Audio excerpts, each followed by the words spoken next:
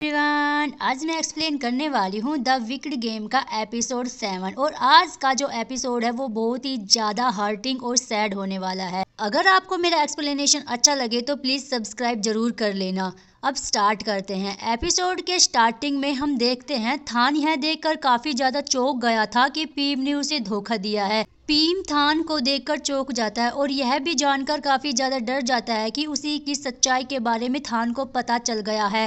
थान को भी पीम बहुत ज़्यादा गुस्से से देखता है। पीम थान को समझाने की कोशिश करता है कि उसके बारे में उसे बताने वाला था, लेकिन थान उसकी बात को काटते हुए उससे कहता है कि तुम मुझे कब बताने वाले थे, जब तुम मेरे रेस्टोरेंट में फिर से हमला करवाते। पीम यह जानकर भी हैरान हो जाता है कि थान को उस हमले के बारे में पता था कि यह उसी ने किया था, लेकिन फिर पीम उसे समझाने की कोशिश करता है कि उस फार्मासिस्ट के यहाँ उसके पापा के आदमियों ने उसे मारने की कोशिश की थी, तो उस फार्मासिस्ट के यहाँ पर उसे मरना ही लिखा था, जिसके बारे में वह दोनों कुछ भी नहीं कर पाते थे। लेकिन पीम उसकी बात नहीं सोचता और आगे पीम से यह भी कहता है कि उसने यह सब जो भी किया है वह उसके भाई और उसके पापा यह कर ही रहे हैं, और इस शहर के काफ़ी सारे लोग और सभी लोग यह सब उसके पीछे हैं। लेकिन थान उसे कहता है कि अगर हम सब भी यह करने लग गए तो उनमें से और हम में क्या फ़र्क रह जाएगा। तो पीम काफ़ी ज़्यादा गुस्सा हो जाता है, तो वो सारे सबूत लेकर वहाँ से जाने की कोशिश करता है, लेकिन पीम उसके पीछे से दौड़कर उसको रोकने की काफ़ी ज़्यादा कोशिश करता है, लेकिन थान नहीं रुकता। लेकिन तभी पीम अपनी गन निकाल लेता और उससे कहता है कि अगर तुम यहाँ से गए तो मैं तुम्हें गोली मार दूंगा। और थान भी अपनी गन निकाल लेता है, लेकिन वह पीम के ऊपर निशाना नहीं लगाता, लेकिन फिर भी पीम अपनी गन नीचे कर लेता है। तभी थान जब जाने वाला होता है तो पीम उसे गोली मार देता है और वह वहीं पर बेहोश हो जाता है। तभी हमें एक हॉस्पिटल का सीन दिखाया जाता है जहां पर थान को लेकर आए थे, जहां पर डॉक्टर उसका ऑपरेशन स्टार्ट कर देते हैं। पीम को काफ़ी ज़्यादा बुरा लग रहा था कि उन्होंने ही उसे थान के ऊपर गोली चला दी थी, लेकिन तभी वहां पर उसकी आंटी आ जाती है और पीम से कहते हैं कि यह सब किसने किया, तुम्हारे भाई ने या तुम्हारे पापा ने। लेकिन तभी वह जान जाते हैं कि यह सब पीम ने ही किया था, तो वह उससे पूछती है कि आखिर तुमने ऐसा क्यों किया। और आगे हम देखते हैं कि पीम थान के ऊपर गोली नहीं चलाना चाहता था, लेकिन मजबूरी के कारण उसे यह करना पड़ा, और जिसके कारण उसको काफ़ी ज़्यादा रिग्रेट भी हुआ। और इस तरफ देखते हैं कि थान का ऑपरेशन सक्सेसफुल हो जाता है और डॉक्टर उसे कहते हैं कि वो अभी ठीक है, ज़्यादा परेशान होने की ज़रूरत नहीं है। जब थान को होश आता है तो पीम उसके लिए जूस और फूल लेकर आता है, तो उसको होश में आने के बाद उससे बात करने की कोशिश करता है, लेकिन थान उससे बात नहीं करता, वो नाराज़ रहता है। वह कहता है कि जब तुमने मुझे मारने की कोशिश की थी तभी मुझे मार दिया था, और ये रिश्ता अभी ख़त्म हो गया है, मैं तुमसे कुछ भी नहीं ले सकता। तो तभी वहाँ पर एक नर्स आती है, तो वो उससे कहता है कि ये फूल और जो जूस है इसको बाहर फेंक दो मेरे लिए प्लीज़। तो वो नर्स और फूल और जूस वहाँ उसको लेकर चली जाती है, जिसके बाद पीम को काफ़ी ज़्यादा बुरा लगता है और थान को भी बुरा लगता है। और इस तरफ हम देखते हैं कि रीसा की बॉडीगार्ड थान की रिपोर्ट लेकर आती है कि थान को कुछ हो गया है। तो वो सोचती है, अपना दिमाग लगाती है और अपने डैड के पास पहुंच जाती है। उनसे कहती है कि क्या आप जानते हैं कि कल रात पीम के बॉडीगार्ड पर गोली चल गई थी।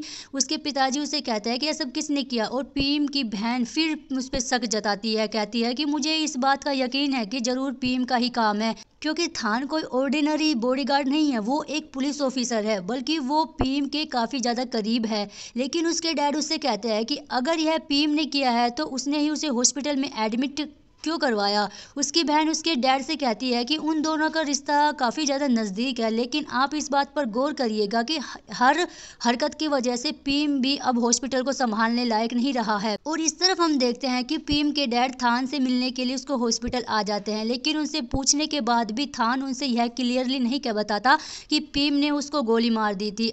आगे हमें इस तरफ दिखाया जाता है कि वो अपनी आंटी से रिक्वेस्ट करता है कि थान उसके लिए एक बार बातचीत कर ले और कहे कि प्लीज़ उसे एक मौका दे दे, आगे से वह उसको हर्ट नहीं करेगा। तभी उसकी आंटी थान से बात करने के लिए मान जाती है। आगे हम देखते हैं कि पीम थान के बिना ही उसके डैड के साथ मीटिंग करने के लिए ऑफिस में आ जाता है, जो कि उसके डैड के नए वेलनेस सेंटर के बारे में थी। लेकिन मीटिंग स्टार्ट होने से पहले ही उसके डैड उसे थान के बारे में पूछते हैं, और पीम यह बात जानकर चौंक जाता है कि उसको डैड को यह बात बात पता कैसे चली, थान को गोली लग गई है। लेकिन पीम उन्हें समझाने की कोशिश करता है कि वह सिर्फ एक छोटा सा एक्सीडेंट था।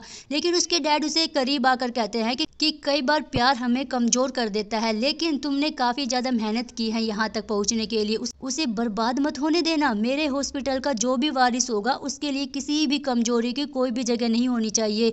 वह उसे वार्निंग देकर वहां से चला जाता है और पीम को उसकी बहन पर ही शक होता है कि उसी ने डैड को इस बारे में बताया था। और आगे हम देखते हैं कि पीम बहुत ही ज्यादा घबराया हुआ रहता है और उसकी हालत बहुत खराब हो रही थी और वो बार बार उसी के बारे में सोच रहा था जो उसने थान के साथ किया था। लेकिन तभी वह किसी को फोन करके बताता है कि उसे उसकी हेल्प की जरूरत है। और इस तरफ हम देखते हैं कि उसे रात को उसके डैड का जो सेक्रेटरी है वहां पर आ जाता है। वो उसे कहता है कि आपके बताए हुए तरीके से हम अपने आदमियों को वहां पर लेकर आए हैं। वह सभी पीम के साथ थान के कमरे में यहाँ पर पहुंच जाते हैं। लेकिन पीम जब यह देखता है कि थान तो यहाँ पर है ही नहीं तो वो चौंक जाता है। वह अपने सारे आदमियों से थान को ढूंढने का ऑर्डर्स देता है। इस तरफ हमें दिखाया जाता है कि थान को किसी और ने नहीं बल्कि रीसा की बॉडीगार्ड ने उसे बताया था कि थान तुम्हारी जान खतरे में है और पीम के पापा तुम्हें मारने के लिए अपने आदमी भेज रहे हैं। पर पीम उस पर कहता है कि मैं तुम पर यकीन क्यों करूँ। वो कहती है कि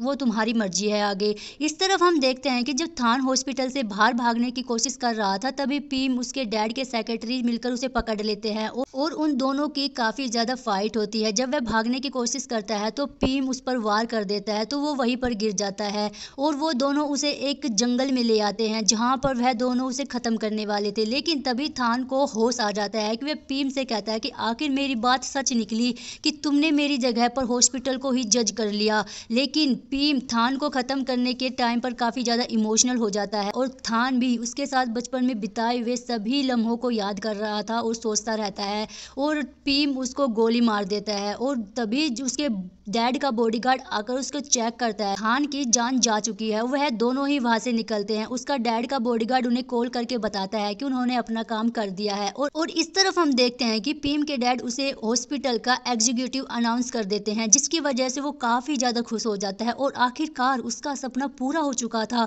उसने अपने भाई चैट की जगह पर ले ली थी और वही अब उसके डैड के पूरे एम्पायर का मालिक था। आगे उसकी आंटी भी उसको कॉल करके बताती है कि उसने जो भी किया अपने आप के लिए किया है। उसने जो भी उसे करने के लिए कहा था उसने वह किया, लेकिन आज के बाद उसे कॉल करना मत और ना ही मैं करूंगी। तभी वो बहुत ज़्यादा इमोशनल हो जाता है और थान के बारे में सोचने लगता है और काफ़ी ज़्यादा इमोशनल भी हो जाता है और बैठा बैठा रोता रहता है उसको, क्योंकि थान की बहुत ज़्यादा याद आ रही थी। जितने भी उसके साथ टाइम स्पेंड किया था वो बहुत ज़्यादा याद आ रहा था। और इस तरफ हमें दिखाया जाता है जेट भी वियतनाम में पहुंच चुका है और वहां पर बैठकर वो न्यूज़ देख रहा होता है और वो यह देख रहा होता है कि पीम अब हॉस्पिटल का मालिक बन गया है और वो यह न्यूज़ देखकर बहुत ही ज़्यादा गुस्से में आ जाता है और वो अपना आपा खोने लगता है और पीम के बारे में कहता है कि उसने मुझसे सब कुछ छीन लिया और वह काफ़ी ज़्यादा गुस्सा हो जाता है। तभी उसका बॉडीगार्ड वहाँ पर आ जाता है तो उससे कहता है कि तुमने सुबह से कुछ खाया नहीं है तो कुछ खा लो। लेकिन चैट उससे बॉडीगार्ड से कहता है कि मुझसे सब कुछ छीन चुका है तो तुम मेरे साथ यहाँ पे क्यों हो, तुम वापस बैंकॉक चले जाओ, वहाँ पर तुम्हारे दोस्त और फैमिली है। लेकिन उसका बॉडीगार्ड उससे कहता है कि मुझे तुम्हारा ख्याल रखना है और तुम्हारा ख्याल रखने के लिए यहाँ पर रहना पड़ेगा और मैं तुम्हें कभी भी अकेला नहीं छोड़ूंगा। उससे कहता है कि चलो मेरे साथ बैठ कर खाओ।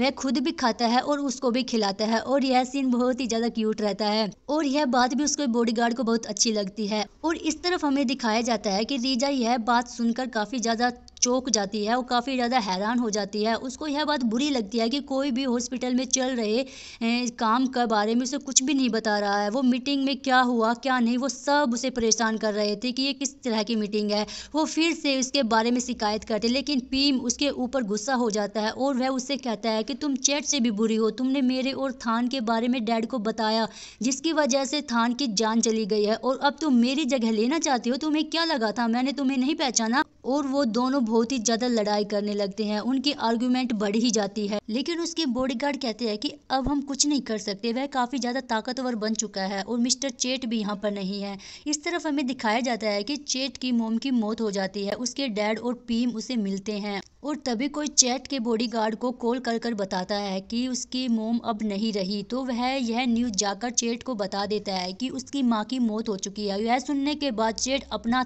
आपा खो देता है। वह काफ़ी ज़्यादा गुस्सा भी हो जाता है। जब वो अपनी मोम की फ्यूनरल में आता है तो वो काफ़ी ज़्यादा तमाशा करने लगता है और पीम को और अपने डैड को डांटने लगता है। वो एक पागल सा इंसान हो चुका था कि जब उसकी माँ चली गई तो, और कहता है कि उसे क्यों नहीं बताया गया कि उसकी मोम चली गई है। और उसके डैड के बॉडीगार्ड उसे बाहर ले आते हैं और उसके डैड उस पर गुस्सा करके कहते हैं कि उससे कहते हैं तुम्हारी वजह से मुझे काफ़ी ज़्यादा बेइज्जती का सामना करना पड़ा है, जो पीम ने आज तक मेरी बेइज्जती करवाई भी नहीं है। तो अगर मैं तुम्हें बता भी देता तो तुम्हारी मोम जिंदा नहीं हो जाती, वो मर ही चुकी है।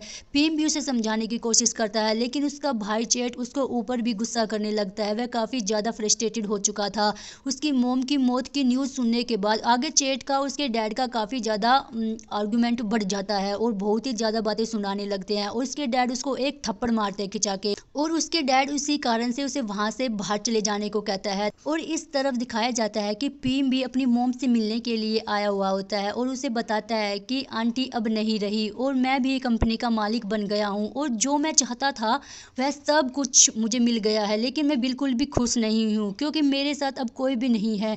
आंटी नथान वह काफ़ी ज़्यादा इमोशनल हो जाता है और रोने लगता है। और दूसरी तरफ हमें दिखाया जाता है कि चेट की अपनी मोम की तस्वीर देखकर काफ़ी ज़्यादा रो रहा था और इमोशनल भी हो रहा था। तभी उसका बॉडीगार्ड आकर उसकी मोम की मौत की रिपोर्ट उसे दिखाता है और यह देखकर वह शॉक्ड हो जाता है कि उसकी मोम इंसुलिन के शॉक की वजह से मरी थी। और वो सभी विजिटर की लिस्ट देखता है जिसमें पीम का नाम था और वह यह देखकर समझ जाता है कि यह सब पीम ने ही किया है। और यह देखकर तो वो बहुत ही ज़्यादा फ्रस्ट्रेटेड हो जाता है और उसे यही लगता है कि पीम ने उसकी मोम को मार डाला और गुस्से के कारण उसे कुछ भी समझ नहीं आता कि वो अब क्या करे।